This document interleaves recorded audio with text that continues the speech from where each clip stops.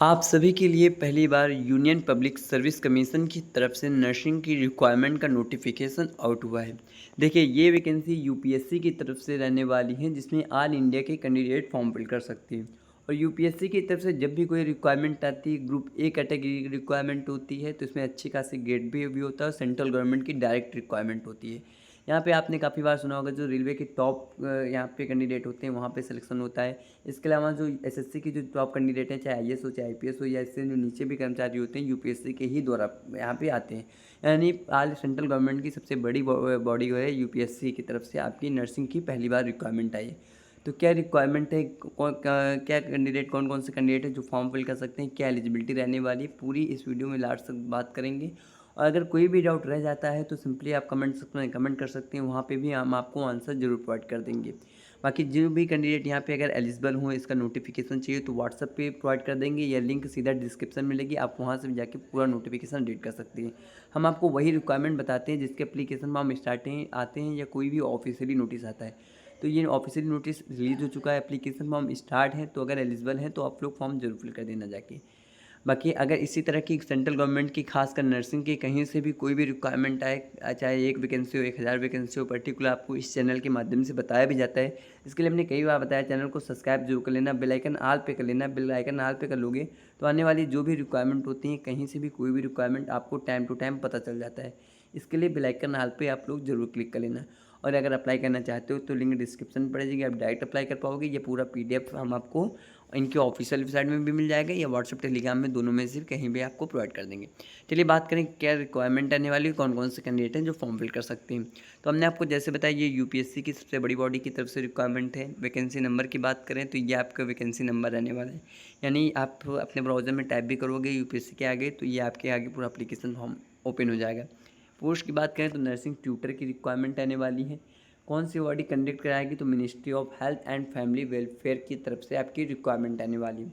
Department की बात कर लेते हैं तो director general and health service की रिक्वायरमेंट आने वाली, यानी यहाँ पे हेल्थ सर्विस की रिक्वायरमेंट आएगी। ऑर्गेनाइजेशन की बात कर लेते हैं तो college of nursing Lady Hardinge medical college and SMT की आपके यहाँ पे दिल्ली की तरफ से डायरेक्ट रिक्वायरमेंट है।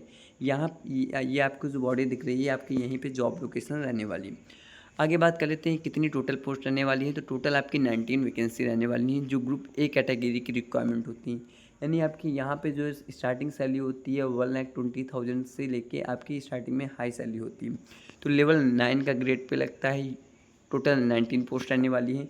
यूआर कैटेगरी की बात करें तो टोटल आपकी 10 वैकेंसी रहेंगी, रिजर्वेशन रहेगा 10 वैकेंसी, और 2 वैकेंसी आपकी ईडब्ल्यूएस कैटेगरी में रहेंगी। 5 वैकेंसी बैकवर्ड क्लासों के लिए फिक्स की गई है।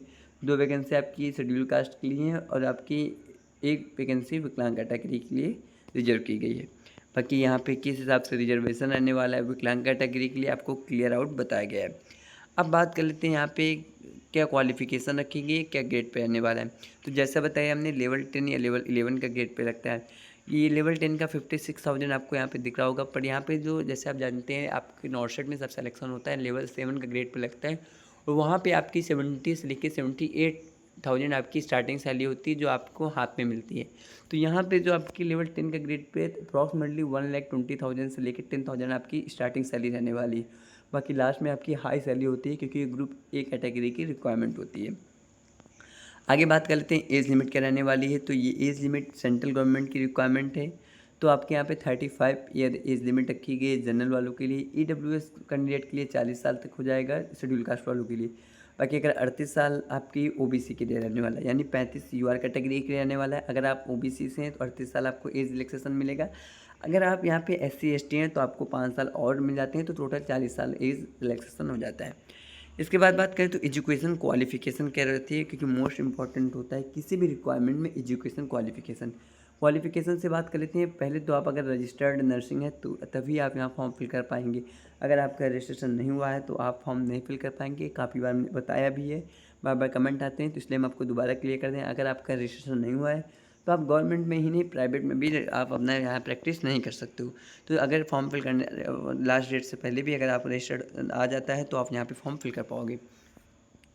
चलिए बात कर लेते हैं कि एलिजिबिलिटी क्या क्या रखी गई है। तो देखिए, अगर आपने मास्टर, अगर एमएससी बीएससी नर्सिंग किया है तो आप फॉर्म फिल कर पाओगे। इसके अलावा अगर आपने बीएससी नर्सिंग किया है या पोस्ट बेसिक नर्सिंग किया है तो भी आप फॉर्म फिल कर पाओगे, बट आपके पास 1 साल का एक्सपीरियंस चाहिए। और जो आपका रजिस्ट्रेशन मांगा जाएगा, इंडियन नर्सिंग काउंसिल में आपका रजिस्ट्रेशन होना ज़रूरी हो जाता है।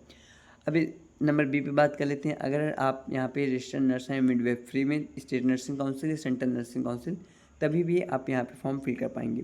बाकी जो एजुकेशन क्वालिफिकेशन रखी गई है आपको नोटिस 1 में बताया गया है, इसमें रिलैक्सेशन भी प्रोवाइड किया जाएगा। और नंबर सेकंड में जो रिलैक्सेशन रहने वाला है वैकेंसी के रिगार्डिंग रिजर्व भी रखे जाएंगे, यानी अगर ओबीसी में जो सीटें रिजर्व है वो आपकी रिजर्व रखी जाएंगी। बाकी ओपन कैटेगरी में टोटल आपकी 10 वैकेंसी यूआर कैटेगरी में काउंटिंग होगी। ड्यूटी की बात कर लेते हैं तो आपको यहाँ पे ड्यूटी बताई गई है, क्या ड्यूटी रहने वाली है, आपको क्या काम करना पड़ेगा। तो ट्यूटर का काम होता है, तो आपको यहाँ पे जो भी कंडक्ट बॉडी होगी आपकी टीचिंग का रहते हुआ वही वाला आपका यहाँ पे कोर्स रहने वाला है। इसके बाद बात करें तो 1 साल का आपके पास होता है, 1 टाइम पीरियड का होता है, जिस हिसाब से आपको कराया जाएगा आपको यहाँ पे बताया जाएगा। अब बात कर लेते हैं किस कैटेगरी की रिक्वायरमेंट है, तो नॉन मेडिकल की रिक्वायरमेंट है मिनिस्ट्री की तरफ से, ग्रुप ए कैटेगरी रिक्वायरमेंट है, जनरल सेंट्रल की रिक्वायरमेंट आने वाली। यहाँ से पूरा प्रिंट भी कर सकते हो पीडीएफ फॉर्म में, आप देखेंगे तो आज ही इसका पूरा पीडीएफ आया जो कि हमने वीडियो के थ्रू बता भी दिया। यहाँ पे आपको टाइम भी मिल जाएगा, आईपी एड्रेस भी मिल जाएगा। अगर अभी भी कोई डाउट रह गया हो कि फॉर्म कब से अप्लाई होंगे, तो इसके एप्लीकेशन फॉर्म स्टार्ट है, आप इनकी ऑफिशियल वेबसाइट से अप्लाई कर सकते हो। ये लिंक आपको सीधा डिस्क्रिप्शन में मिलेगी, आप वहाँ से भी अप्लाई कर पाओगे। चलिए हम आपको अप्लाई करने का प्रोसेस भी बता देते हैं कैसे आपको यहाँ पे अप्लाई करना है। सो देखिए, अप्लाई करने का प्रोसेस आप इनकी ऑफिशियल वेबसाइट में आएंगे upsconline.gov.in, ये डायरेक्ट हम आपको व्हाट्सअप पे शेयर कर देंगे, आपको ज़्यादा प्रॉब्लम नहीं होगी, या हमें मैसेज कर देना, वहाँ पे भी हम आपको प्रोवाइड कर देंगे।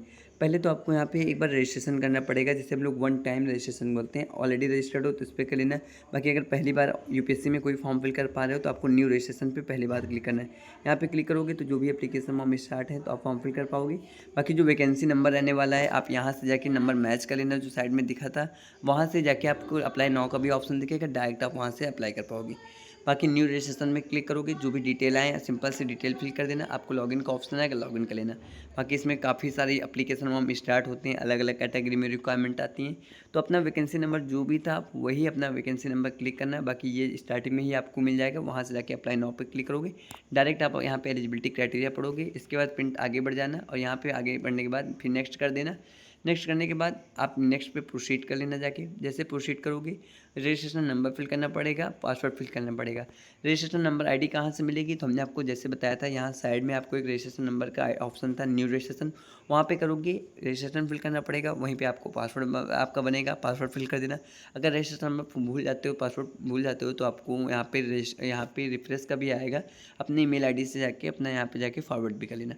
इतना करने के बाद लॉगिन कर लेना, बेसिक डिटेल फिल कर लेना, पूरा फॉर्म रजिस्ट्रेशन हो जाएगा। अगर नहीं फिल कर पा रहे हो तो व्हाट्सअप में आप हमें कमेंट कर सकते हो, वहाँ पे हम आपको स्टेप बाय स्टेप गाइड कर देंगे कैसे फिल करना है, या हम आपका फॉर्म फिल भी करवा देंगे, ऐसे कोई भी प्रॉब्लम नहीं रहने वाली। बाकी एप्लीकेशन फॉर्म स्टार्ट हैं, एलिजिबल हैं तो आप फॉर्म ज़रूर से ज़रूर फिल कर देना, क्योंकि लेवल 10 का ग्रेड पे बहुत अच्छा ग्रेड पे होता है, सेंट्रल गवर्नमेंट की जॉब होती है, डायरेक्ट रिक्वायरमेंट आने वाली है। अभी भी कोई डाउट रह गया हो तो कमेंट सेक्शन में कमेंट करें, वहाँ पे हम आपके लिए हेल्प ज़रूर करेंगे।